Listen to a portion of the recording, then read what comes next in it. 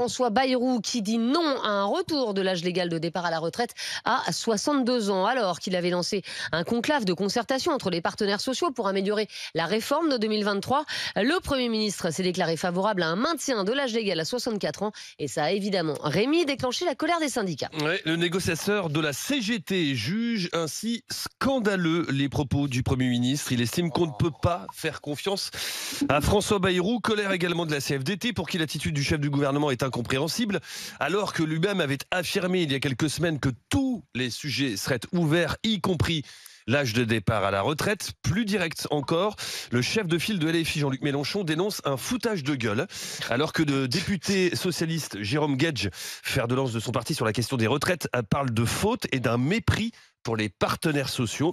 Pour le vice-président du RN, Sébastien Chenu, la messe est dite. Les propos tenus par François Bayrou actent la fin du conclave des négociations sur la réforme des retraites, alors même que ces négociations, censées permettre une amélioration de la réforme de 2023, comportent encore 11 rendez-vous entre partenaires sociaux d'ici au 28 mai, soit un par semaine.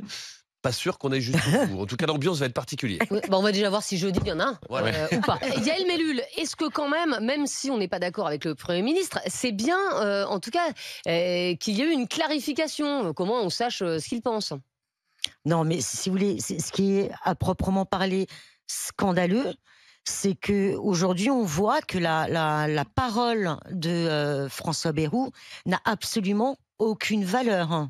C'est de cela dont on se rend compte aujourd'hui. Manifestement si, sinon les syndicats seraient pas montés au créneau. Non, puisque il a proposé cette espèce de conclave de négociation avec les partenaires sociaux.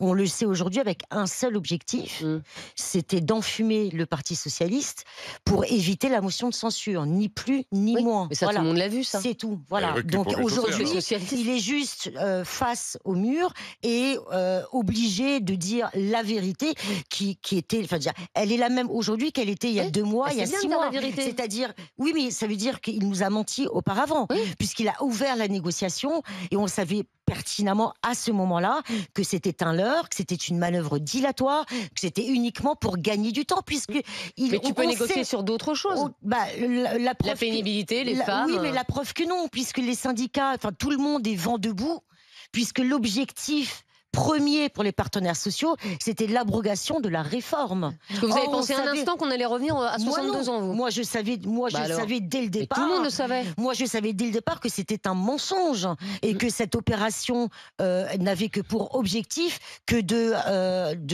d'éviter cette motion de censure, c'est tout. Voilà. Et de fracturer la gauche, absolument, Perico. Donc, aujourd'hui, on a François Bayrou qui revient sur sa parole, qui a menti, qui a trahi et qui, mon avis, ne durera pas jusqu'au mois de juin, là, a priori.